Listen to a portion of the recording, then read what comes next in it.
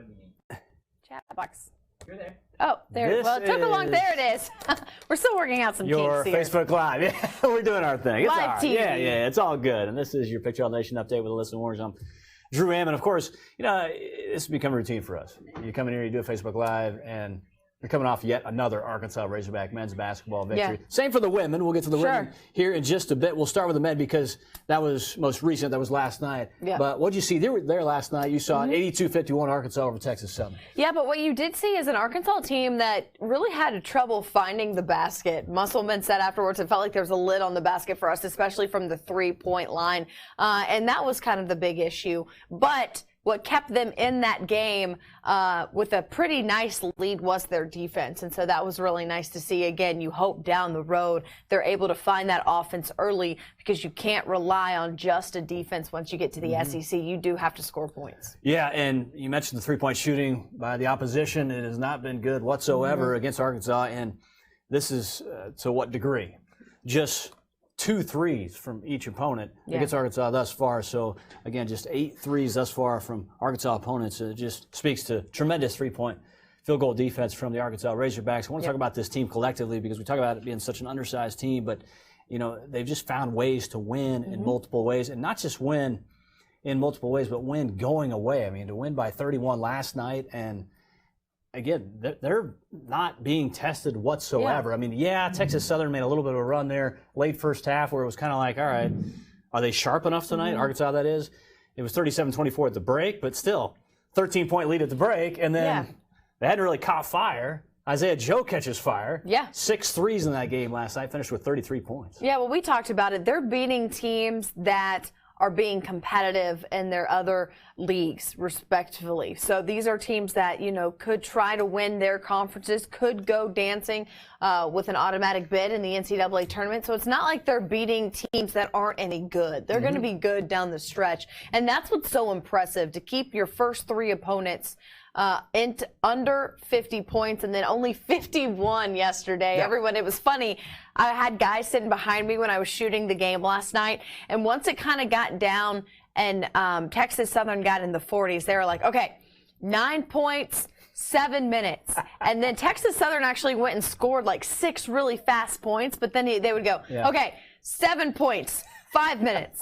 Oh, okay, 5 points, 5 minutes, 3 points. I mean, because they were wanting, okay, we got to keep them under 50. The countdown is on. It was really funny to listen to the guys behind me. And then, of course, I'm also following Virginia's game on my phone, because had these two have kept their opponents under 50 points, this whole battle with Virginia and their defense, and we all know how well nationally Virginia is credited with their defense, and Arkansas kind of hasn't really gotten a lot of attention yet. But this is something Virginia's done for a long time under Tony Bennett, so it's no surprise.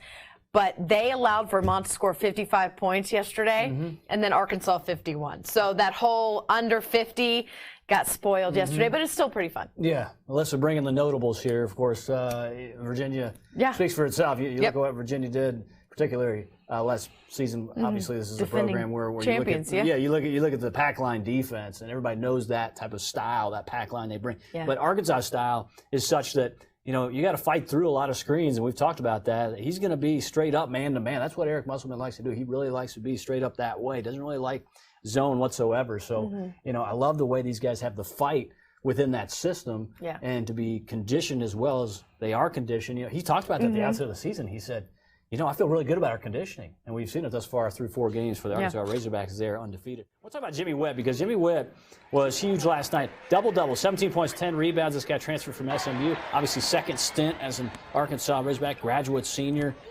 But this is somebody who does it in a variety of ways, but in particular, Alyssa, just really quickly, just in terms of the mid-range game, it was almost as if that was opened up more based on Isaiah Joe hitting from the outside, but it's kind of like a lost art, that mid-range game. Absolutely, and that's Jimmy Witt's shot. Some guys like that 3 shot, some guys like driving straight to the basket and getting the layup, but Jimmy's just got this way and this touch with the ball when he shoots it that he's able to kind of get those little mid-range shots, and they fall. I mean, he had 8 of 13 last night in field goal percentage. So pretty good there. And that's just what he does. It's funny. He's got a very unorthodox shot, and you don't necessarily notice it when he's shooting in games. Oh, you really notice it when he is shooting free throws. But you know what? He was asked about it yesterday. Musselman says it works. It's very unorthodox. It's weird. I'm not going to say that it's not, but it works for Jimmy. And Jimmy knows it works for him. And that's him being a senior, being a grad transfer on this team, and just trusting his skills. Pretty impressive. Let's hear some post-game reaction. He's just kind of backing his man down and kind of elevating and shooting over the guy at that 8 to 12, 13-foot range. And we need him to score easy baskets for us because he shoots such a high percentage. So, and especially when we're not making threes, we need some mid-range stuff. And then he's able to draw a little bit more traffic with the defense, and he made some nice dump-off passes as well tonight. I'm just trying to be a little better, be a little bit more aggressive. When you play a guy like me that's a grad, these guys have played together. I'm trying to find my spots in ways that I can help the team. I don't want to come out there and hurt the team in any type of way while I play. So finding that groove each and every game, I think I'm getting better at it, being able to do things that's going to help the team and translate on the court. Yeah, Jimmy Whitt, he's got those long arms that you mentioned, rising fire. I mean, he gets it done. And, he does. It's not just at one end of the floor. You really love the fact that they were able to hone in on this guy coming in, making a quick impact as he's doing, and not just on the court, but off the court as well. Just the way he carries himself. He's got so much experience. He's a veteran. He's a leader. And yet somewhat soft-spoken. It's just so much that you want to like about a guy when you look at the way he fits exactly what Eric Musselman wants to do in this pace and space offense. But then defensively, when you look at defensive rebounding and you know that this team is going to struggle rebounding the basketball, particularly against the bigger teams in the SEC, he's in there with those long arms. He's battling, and to have a guard like that be able to rebound, Alyssa. Yeah, it's impressive. When Musselman got here and he got Jimmy Whitt here, he talked about how he thought he was the best rebounding guard in the country. So we knew we were going to get that from him.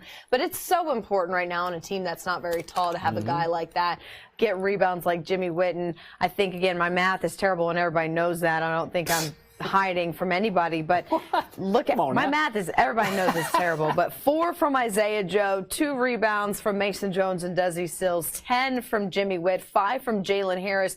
That's the kind of rebounds and production you're getting from your guards, and that's going to be big for Arkansas down the stretch. Yeah, no question about it. And then you look at the sets they play with, and you mentioned this yesterday, it's a good point that G-Tal Silla was stretched to where he had to play the 5 spot a lot defensively, but you bring back Reggie Chaney last night. So let's talk about Chaney just for a minute, because Chaney comes back, he has 4 steals, and he was active.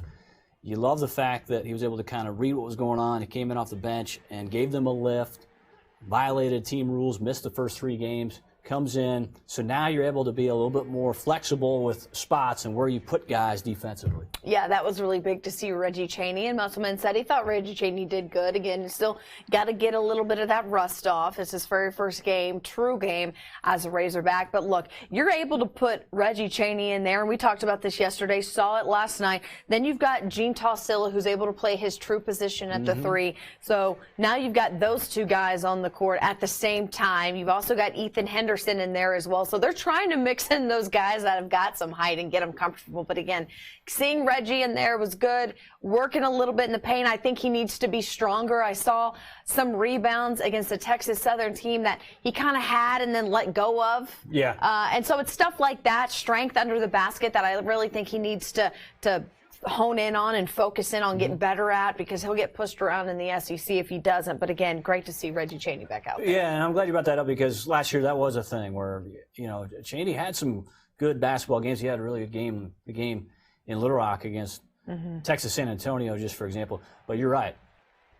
Be strong with the ball, grab it, get as many rebounds as possible, because you're really going to need Reggie Chaney to be that active in that fashion. Yeah. But it's also, how much more will he develop his game this season as a second-year Hog? Can he play back to the basket? And I know in pace and space, he may not even have to be asked to do that all that much. We'll see how that plays out. But, he is a player who gets it, free throw line extended, or maybe a little bit more towards the post area, the paint area, and he's able to get in there, maybe get a couple of dunks or layups, just be active, almost play a little volleyball around the rim, so to speak, kind of, keep tapping it around. So that's where he's probably at his best, but he's also somebody who can do some of these things that I mentioned previously, and that is get steals and be active in terms of maybe blocking some shots. All right, let's shift gears. Let's talk about women's basketball because it is game night for women's hoops, and Mike Neighbors' team will try to remain undefeated. And this is a good basketball team here at Bud Walton Arena tonight visiting. That's Belmont. Belmont is 3-1 on the season. Mike Neighbors just kind of shook his head because I think he actually mentioned during his postgame after the win over Stony Brook that, hey, you want to talk about Belmont? We'll talk about Belmont. But I'll tell you right now, I'm shaking my head because I had to turn the tape off. He was game planning and scouting for like 3 or 4 teams, and Belmont obviously being this late in the season, it's not that late in the season, but obviously this far into the season, the women 4-0, and you look at, okay, now they're playing Belmont, but as he was scouting, he was like, I'm turning the tape off.